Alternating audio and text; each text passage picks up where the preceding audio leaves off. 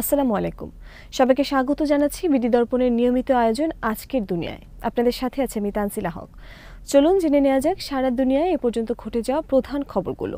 আগামী সেপ্টেম্বরে ফিলিস্তিনকে রাষ্ট্র হিসেবে স্বীকৃতি দেওয়ার ফ্রান্সের পরিকল্পনার খবরে ক্ষুব্ধ প্রতিক্রিয়া দেখিয়েছে ইসরায়েল ও দেশটির প্রধান মিত্র যুক্তরাষ্ট্র। অন্যদিকে এই পদক্ষেপকে স্বাগত জানিয়েছে ফিলিস্তিন কর্তৃপক্ষ, হামাস সহ কয়েকটি দেশ। বৃহস্পতিবার রাতে সামাজিক যোগাযোগ মাধ্যম এক্সে দেওয়া এক পোস্টে ফ্রান্সের প্রেসিডেন্ট ইমানুয়েল ম্যাক্রো জানান, আগামী সেপ্টেম্বরে জাতিসংঘের সাধারণ পরিষদের অধিবেশনে ফিলিস্তিনকে রাষ্ট্র হিসেবে স্বীকৃতি দেবে তার দেশ। পোস্টে ম্যাক্রো আরও লেখেন, এই মুহূর্তে সবচেয়ে জরুরি হল গাজায় যুদ্ধের অবসান ও সাধারণ মানুষের জীবন রক্ষা করা। ফ্রান্সের নাগরিকেরা মধ্যপ্রাচ্যের শান্তি চায়। ফরাসি প্রেসিডেন্ট লেখেন, একই সঙ্গে হামাসকে নিরস্ত্র করতে হবে, নিরাপত্তা নিশ্চিত করে গাজাকে পুনর্গঠন করতে হবে, ফিলিস্তিন রাষ্ট্র গঠন করতে হবে, এই রাষ্ট্রের টিকে থাকার পরিবেশ নিশ্চিত করতে হবে। ঘনিষ্ঠ মিত্র দেশ ফ্রান্সের এমন পদক্ষেপের প্রতিক্রিয়া জানাতে গিয়ে এক্সে দেওয়া এক পোস্টে ইসরায়েলের প্রধানমন্ত্রী বেঞ্জামিন নেতানিয়াহু বলেছেন, এমন পদক্ষেপ সন্ত্রাসবাদকে পুরস্কৃত করবে এবং আরেকটি ইরানি মদতপুষ্ট গোষ্ঠী তৈরির ঝুঁকি তৈরি করবে। নেতানিয়াহু আরও লেখেন, এই পরিস্থিতিতে একটি ফিলিস্তিনি রাষ্ট্র প্রতিষ্ঠিত হলে সেটা কাজ করবে ইসরায়েলকে নিশ্চিহ্ন করার প্ল্যাটফর্ম হিসেবে, শান্তিতে পাশাপাশি বসবাসের জন্য নয়। স্পষ্ট করে বললে, ফিলিস্তিনিরা ইসরায়েলের পাশে একটি রাষ্ট্র চায় না, তারা ইসরায়েলের জায়গায় একটি রাষ্ট্র চায়। ফিলিস্তিন রাষ্ট্র নিয়ে ফ্রান্সের এই পরিকল্পনাকে অপমানজনক ও সন্ত্রাসবাদের কাছে আত্মসমর্পণ বলে মন্তব্য করেছেন ইসরায়েলের প্রতিরক্ষা মন্ত্রী ইসরায়েল কাটজ।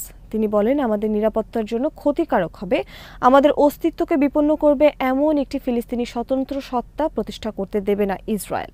ফরাসি প্রেসিডেন্টের এই পরিকল্পনার তীব্র সমালোচনা করেছে ইসরায়েলের প্রধান মিত্র যুক্তরাষ্ট্র। ম্যাক্রোর এমন ঘোষণাকে বেপরোয়া সিদ্ধান্ত বলে অভিহিত করেছেন মার্কিন পররাষ্ট্রমন্ত্রী মার্কো রুবিও। এক্স পোস্টে তিনি বলেন, এই বেপরোয়া সিদ্ধান্ত কেবল হামাসের প্রচারণাকে সহায়তা করবে আর শান্তির প্রতিষ্ঠাকে বিলম্বিত করবে। এটা 7 অক্টোবরের হামলার ভুক্তভোগীদের প্রতি চপেটাঘাত। ইসরায়েল ও যুক্তরাষ্ট্র ক্ষুব্ধ প্রতিক্রিয়া দেখালেও ফ্রান্সের পরিকল্পনাকে স্বাগত জানিয়েছে ফিলিস্তিনি কর্তৃপক্ষ, স্বাধীনতাকামী সংগঠন হামাস এবং ইউরোপ ও মধ্যপ্রাচ্যের কয়েকটি দেশ। এক বিবৃতিতে হামাস বলেছে, ইমানুয়েল ম্যাক্রোর এই অঙ্গীকার আমাদের নির্যাতিত ফিলিস্তিনি জনগণের প্রতি ন্যায় বিচার প্রতিষ্ঠা ও তাদের আত্মনিয়ন্ত্রণের বৈধ অধিকারের প্রতি সমর্থনে ইতিবাচক পদক্ষেপ হিসেবে বিবেচিত হবে। দখলদার ইসরায়েলের বিভিন্ন টার্গেটে হামলা অব্যাহত রেখেছে ইয়েমেনের হুথি আনসার আল্লাহ বিদ্রোহীরা। এক বিবৃতিতে গোষ্ঠীটি জানিয়েছে, শুক্রবার রাতে তাদের নিজস্ব উৎপাদিত Palestine two hypersonic ballistic missile ইসরায়েলের একটি গুরুত্বপূর্ণ কৌশলগত স্থাপনায় আঘাত এনেছে। এদিন মিসাইল হামলার পাশাপাশি আত্মঘাতী ড্রোন দিয়েও ইসরায়েলে হামলা চালিয়েছে হুথিরা। হুথি মুখপাত্র ইয়াহিয়া সারি এক বিবৃতিতে বলেছেন, হামলার টার্গেট ছিল ইহুদিবাদী শত্রুদের একটি স্পর্শকাতর স্থাপনা। ঠিক কিভাবে হামলা হয়েছে বা স্থাপনার কোনো ক্ষতি হয়েছে কিনা তা উল্লেখ না করলেও হুথি মুখপাত্র বলেছেন, নির্ভুলভাবে হামলার লক্ষ্য অর্জিত হয়েছে। ইসরায়েলি গণমাধ্যমে ইয়েমেন থেকে মিসাইল হামলার সংবাদ প্রকাশ করে বলা হয়েছে, ইসরায়েলের বিভিন্ন এলাকায় মিসাইল হামলার সতর্কতা হিসেবে সাইরেন বাজানো হয়েছে। সাইরেন শুনে বাসিন্দাদের মধ্যে আতঙ্ক ছড়িয়ে পড়ে, তারা ভূগর্ভস্থ শেল্টারে আশ্রয় নেওয়ার জন্য ছোটাছুটি করতে থাকে। ইসরায়েলি সামরিক বাহিনী মিসাইলটি ভূপাতিত করার দাবি করেছে। ইয়াহিয়া সারি আরও জানিয়েছেন, মিসাইল হামলার পাশাপাশি তাদের এয়ার ইউনিট ইসরায়েলের এলিয়াত, আসকালান ও হাদের অঞ্চল লক্ষ্য করে ড্রোন হামলা চালিয়েছে। 3টি স্থানে ড্রোন হামলায় ক্ষয়ক্ষতি হয়েছে। বিবৃতিতে বলা হয়েছে, গাজা উপত্যকার উপর দখলদার ইসরায়েলের অব্যাহত গণহত্যা ও অবরোধের জবাব হিসেবে ইসরায়েলি স্থাপনার উপর হুথিদের হামলা অব্যাহত রয়েছে। যতদিন গাজায় গণহত্যা বন্ধ না হবে, হুথিদের এই প্রতিরোধ জারি থাকবে। এদিকে গাজায় ক্ষুধা ও অপুষ্টিতে মৃতের সংখ্যা বেড়েই চলছে। শনিবার সকালে আল জাজিরা জানিয়েছে, নতুন করে আরও 9 জন ক্ষুধায় মৃত্যুবরণ করেন। সব মিলে এই ধরনের মৃতের সংখ্যা 122 জনে পৌঁছেছে। গাজার স্বাস্থ্য মন্ত্রণালয় বলেছে, দুর্ভিক্ষ মোকাবেলার জন্য দ্রুত গাজার সব সীমান্ত ক্রসিং খুলে দেয়া এবং শিশু খাদ্য প্রবেশ করা খুবই জরুরি। গাজাবাসীকে বাঁচিয়ে রাখতে প্রতিদিন 500টি ত্রাণবাহী ট্রাক ও 50 ট্রাক জ্বালানি দরকার। আগ্রাসন শুরুর পর থেকেই গাজায় সব ধরনের খাবার ও জ্বালানি প্রবেশ বন্ধ করে দিয়েছে ইসরায়েল, যে কারণে গাজার সাধারণ মানুষ দুর্ভিক্ষের মুখোমুখি হয়েছে। আন্তর্জাতিক আইনে যুদ্ধ চলাকালে সাধারণ মানুষকে খাদ্য, ঔষধ, জ্বালানিতে কষ্ট দেয়া যুদ্ধাপরাধে শামিল হলেও ইসরায়েল সেসবের তোয়াক্কা করছে না। ইসরায়েল ও যুক্তরাষ্ট্রের প্রতিনিধিরা গাজায় যুদ্ধবিরতি আলোচনা থেকে সরে দাঁড়িয়েছে বলে ধারণা করা হচ্ছে। শুক্রবার ইসরায়েলের প্রধানমন্ত্রী বেঞ্জামিন নেতানিয়াহু ও মার্কিন প্রেসিডেন্ট ডোনাল্ড ট্রাম্প পৃথক বিবৃতিতে ইঙ্গিত দিয়েছেন যে হামাস আলোচনায় আগ্রহী নয়, তাই বিকল্প পথে হাঁটার সময় এসেছে। ব্রিটিশ বার্তা সংস্থা রয়টার্স এ খবর জানিয়েছে, নেতানিয়াহু বলেছেন, হামাসের শাসনের অবসান ও পণবন্দীদের ঘরে ফেরানো এই দুই লক্ষ্য অর্জনে আমরা এখন বিকল্প পথ খুঁজছি। ট্রাম্প আরও কঠোর ভাষায় বলেছেন, হামাস নেতারা এখন থেকে শিকারে পরিণত হবেন। এই মন্তব্যগুলোর ফলে যুদ্ধবিরতির সম্ভাবনা আপাতত অনিশ্চিত হয়ে পড়েছে। এর মধ্যে ফ্রান্স ফিলিস্তিনকে স্বাধীন রাষ্ট্র হিসেবে স্বীকৃতি দেওয়ার ঘোষণা দিয়ে পশ্চিমা দেশগুলোর মধ্যে প্রথম নজির গড়েছে। তবে ব্রিটেন ও জার্মানি স্পষ্ট করে জানিয়েছে তারা এখনই এমন কোনো পদক্ষেপ নিচ্ছে না। এর আগে কাতারে চলমান যুদ্ধবিরতি আলোচনায় অংশ নেওয়া যুক্তরাষ্ট্র ও ইসরায়েল বৃহস্পতিবার তাদের প্রতিনিধি দল প্রত্যাহার করে। ওই সময় বলা হয়েছিল এটি শুধু পরামর্শের জন্য সাময়িক বিরতি। কিন্তু নেতানিয়াহুর মন্তব্যে বোঝা যাচ্ছে ইসরায়েলের অবস্থান আরও কঠোর হয়েছে। মার্কিন দূত স্টিভ উইটকফ অভিযোগ করেছেন, আলোচনার অচলাবস্থার জন্য দায়ী হামাস। হামাসের সিনিয়র কর্মকর্তা বাসেম নাইম বলেছেন, আমরা প্রস্তাব যা করেছি তা পরিস্থিতির জটিলতা বুঝে শত্রু চাইলে একটি কার্যকর চুক্তির পথ খুলে দিতে পারত। থাইল্যান্ড কম্বোডিয়া সীমান্ত সংঘর্ষে আরও 12 জন নিহত হয়েছে বলে জানিয়েছে কম্বোডিয়ার সরকার।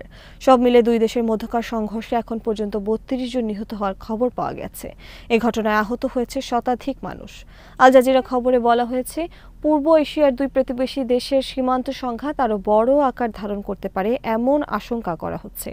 শনিবার সকালে কম্বোডিয়ার প্রতিরক্ষা মন্ত্রণালয়ের মুখপাত্র সাংবাদিকদের বলেন, নতুন করে 7 জন বেসামরিক নাগরিক ও 5 সেনা সদস্যের মৃত্যু হয়েছে। বৃহস্পতিবার থেকে শুরু হওয়া সংঘাতে 6 সেনাসহ মোট 13 জন নিহত হওয়ার খবর পাওয়া গেছে। আহত হয়েছে প্রায় 70 জন। বিবিসি জানিয়েছে, থাইল্যান্ডের সঙ্গে চলমান সংঘর্ষের মধ্যে অবিলম্বে যুদ্ধবিরতির আহ্বান জানিয়েছে কম্বোডিয়া। জাতিসংঘে নিযুক্ত কম্বোডিয়ার রাষ্ট্রদূত সিয়াকেও বলেছেন, তার দেশ নিঃশর্তভাবে সংঘাত বন্ধের আহ্বান জানিয়েছে। একই সঙ্গে তিনি বলেন, তার দেশ এই বিরোধের শান্তিপূর্ণ সমাধান চায়। এই রিপোর্ট লেখা পর্যন্ত কম্বোডিয়ার প্রস্তাবের বিষয়ে প্রকাশ্যে কোনো মন্তব্য করেনি থাইল্যান্ড। এর আগে কম্বোডিয়ার সীমান্তবর্তী 8 জেলায় সামরিক আইন জারি করে থাই সরকার। থাইল্যান্ডের ভারপ্রাপ্ত প্রধানমন্ত্রী ফোমথাম ওয়াচেয়াচাই শুক্রবার হুঁশিয়ারির সুরে বলেছিলেন, এই সংঘাত যুদ্ধে রূপ নিতে পারে। এতে এখন ভারী অস্ত্রশস্ত্র ব্যবহার করা হচ্ছে এবং সীমান্তের 12টি স্থানে সংঘাত ছড়িয়ে পড়েছে।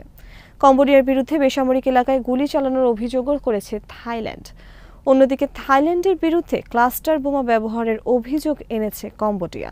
বেসামরিক জনগণের উপর নির্বিচারের প্রভাব ফেলার কারণে বিশ্বের বেশিরভাগ দেশেই ক্লাস্টার বোমা নিষিদ্ধ।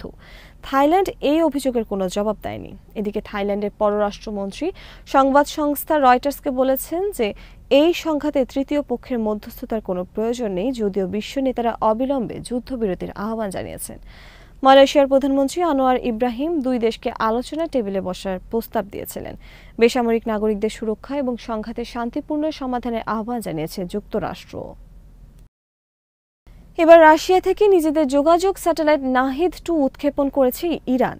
শুক্রবার রাশিয়ার পূর্বাঞ্চলীয় নভোযান উৎক্ষেপণ কেন্দ্র ভস্তোসনি কসমোড্রোম থেকে একটি রুশ সয়ুজ রকেটের মাধ্যমে উৎক্ষেপণ করা হয়েছে এই স্যাটেলাইট। ইরান এবং রাশিয়া উভয় নিশ্চিত করেছে এ তথ্য। ইরানের সরকারি টেলিভিশন চ্যানেল প্রেস টিভি এক প্রতিবেদনে জানিয়েছে, নাহিদ-2 স্যাটেলাইটের ওজন 110 কেজি। এই যোগাযোগ স্যাটেলাইটটি নিজস্ব প্রযুক্তি এবং নিজেদের প্রকৌশলীদের মাধ্যমে তৈরি করেছে ইরান।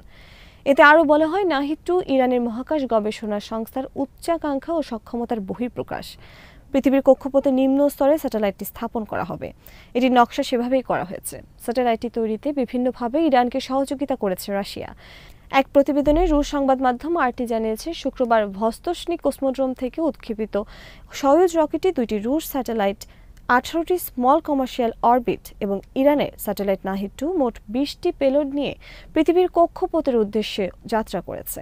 গত জানুয়ারিতে 20 বছর মেয়াদী বিস্তৃত কৌশলগত অংশীদারিত্ব চুক্তি স্বাক্ষরিত হয় মস্কো ও তেহরানের মধ্যে। সেই চুক্তির মূল বিষয় হল জ্বালানি, বিজ্ঞান, প্রতিরক্ষা ও মহাকাশ বিষয়ক গবেষণা সহ বিভিন্ন খাতে দুই দেশের সহযোগিতামূলক সম্পর্ক। সেই চুক্তির আওতায় ইরানের স্যাটেলাইট উৎক্ষেপণ করেছে রাশিয়া। রাশিয়া অবশ্য তার সয়ুজ মিশনের আওতায় বাণিজ্যিকভাবে বিদেশি ক্লায়েন্টদের স্যাটেলাইট উৎক্ষেপণ করে থাকে। এর আগে গত বছর নভেম্বরে এই মিশনের আওতায় ইরান এবং জিম্বাবুয়ের 2টি স্যাটেলাইট উৎক্ষেপণ করেছে রাশিয়া। পশ্চিমা বিশ্ব অবশ্য ইরানের মহাকাশ কর্মসূচি নিয়ে এর আগে উদ্বেগ জানিয়েছিল। ওয়াশিংটন এবং তার মিত্রদের সন্দেহ, মহাকাশ গবেষণা প্রকল্পের আড়ালে নিজেদের ব্যালিস্টিক ক্ষেপণাস্ত্র উৎপাদন প্রকল্প চালাচ্ছে তেহরান। ইসরায়েলের নিন্দা জানিয়ে দেওয়া এক বিবৃতি প্রত্যাহার করতে মিশরের আল আজহার বিশ্ববিদ্যালয়ের গ্র্যান্ড ইমামকে দেশটির প্রেসিডেন্ট কার্যালয় থেকে চাপ দেওয়া হয়েছিল। পরে সেই বিবৃতি প্রত্যাহার করা হয়। দুটি সূত্র মিডল ইস্ট আইকে এ তথ্য জানিয়েছে। গাজায় ফিলিস্তিনিদের ক্ষুধায় রাখাকে গণহত্যার উদ্দেশ্যে অনাহার চাপানো উল্লেখ করে ইসরায়েলের নিন্দা জানিয়েছিল কায়রো ভিত্তিক আল আজহার বিশ্ববিদ্যালয় কর্তৃপক্ষ। সেটি সরাতে মিশরের প্রেসিডেন্ট কার্যালয় থেকে আল আজহারের প্রধান ইমাম আহমদ আল তায়েবকে চাপ দেওয়া হয়েছিল। আল আজহার কর্তৃপক্ষ বলেছে, গাজায় অনাহারে থাকা ফিলিস্তিনিদের সংকট মোকাবেলায় ব্যবস্থা নেওয়ার আহ্বান জানিয়ে দেওয়া কঠোর ভাষার বিবৃতিটি সরিয়ে ফেলেছে তারা। কারণ হিসেবে তারা বলেছে, ওই বিবৃতি ইসরায়েল হামাস যুদ্ধবিরতি আলোচনার উপর প্রভাব ফেলতে পারে।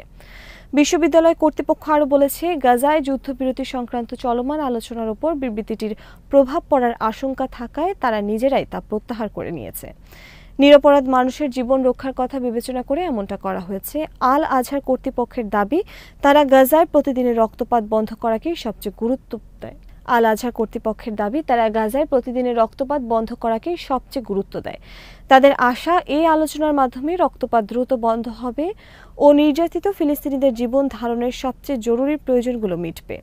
আল আজহার ও মিশরের প্রেসিডেন্ট কার্যালয়ের দুটি সূত্র বলেছে, বিবৃতিটি প্রকাশের কিছুক্ষণ পরই প্রেসিডেন্ট আবেদেল ফাত্তাহ আল সিসির কার্যালয়ের অনুরোধে তা সরিয়ে ফেলা হয়।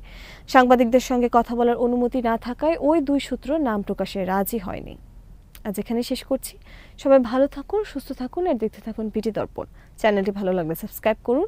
সংযুক্ত থাকুন আমাদের ফেসবুক পেজে। আল্লাহ হাফেজ।